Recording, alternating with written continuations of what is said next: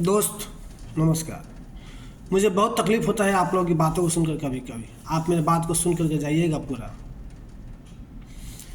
कोई आता है तो कहता है कि आप बेहतर जगह पे हो, बेहतर काम करते हो, आपको वहाँ पे रहना चाहिए था। सुन लो, तुमने मैट्रिक किया 15 से सब यानी 14 से 15 साल में तुमने मैट्रिक किया, 2 साल में ITI किया, कमाने लग गए। जिसके पिताजी आज तक, जिनकी उम्र 35 साल हो गई है, एक बार पैसे क्या कमाते हो नहीं पूछा। वो जद्दोजहद के साथ लड़ रहा है, पढ़ रहा है।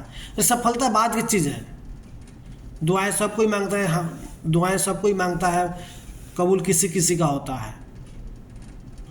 हम भी मेहनत कर रहे हैं, नसीब में होगा तो मिलेगा।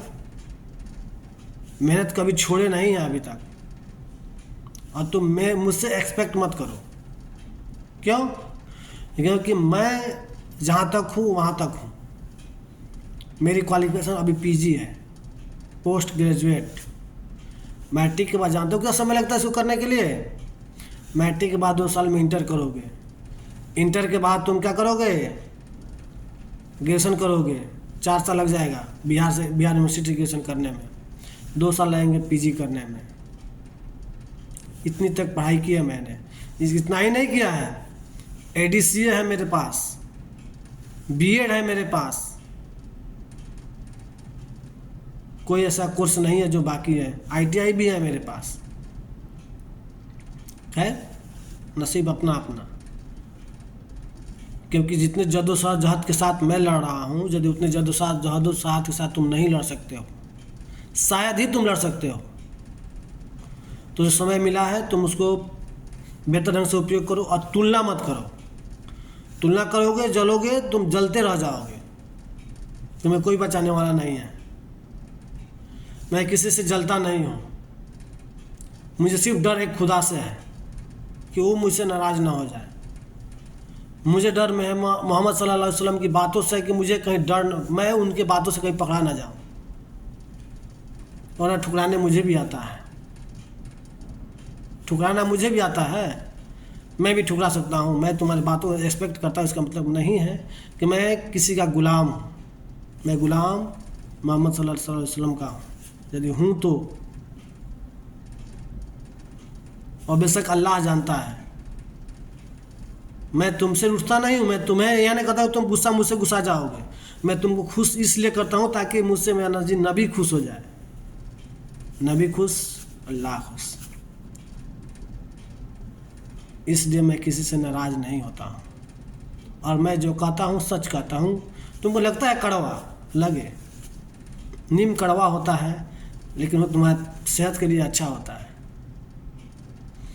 इसलिए तुम मुझसे बचो जो तुम्हें मीठी मीठी बातों को बोल करके तुम्हें अपने पास चुम्मुक के चिपकाए रहता है।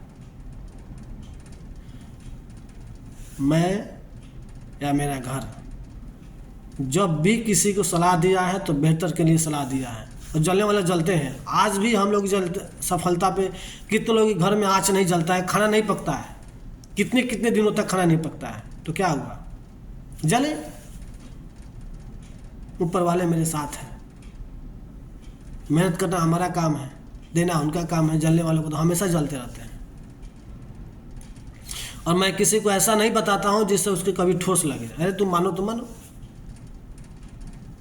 चोर को हमेशा सच बोलना चाहिए। चोर के पास जब भी बोलो तुम हमेशा सच। छल 5 वाले आदमी के पास जब भी बोलो तुम सच बोलो। क्योंकि तुम सच बोलोगे तो छल से सोचता है, क्योंकि खुद छल करता है, तो उसकी सफलता नाकाम हो जाएगी। और हमेशा सच बोलो, चाहे जो कुछ हो। ना बोलो ठीक है, बेहतर है, चुप रहो बहुत बेहतर है, लेकिन हमेशा सच बोलो। इतना ही कोशिश करो कि जो तुम्हारे पास है तुम्हारे पास है, जो तुम्हारे पास नहीं है वो तुम्हारा नहीं है। जो तुम्हारा नहीं है उस पर हक जताने का कोई अर्ज नहीं है तुम्हारा। तुम उस पर जो जोर जबरदस्ती मत आजमाओ कि वो मेरा है। मेरे भाई बात तो बहुत लंबी है, लेकिन हमेशा याद रखो कि मरना है, मौत आएगी। तो हमेशा सत्य और सच बोलकर रहो। छल पास से किसी को फंसाने के चक्कर नहीं है। किसी को फंसा नहीं सकते हो, किसी को मूर्ख नहीं बना सकते हो। इसलिए किसी को मूर्ख बनाने से, किसी को छल पास से दबाने से, फंसाने से बचो और हर हमेशा ईमानदारी के साथ काम करना। झूठ कभी मत बोलना। हाँ, झूठ तभी बोलना है जब कोई मौत से बचता है। ठीक है मेरे बेहतर, यदि वीडियो अच्छा लगे तो लाइक और शेयर ज़रूर करना। फिर मिलेंगे कभी।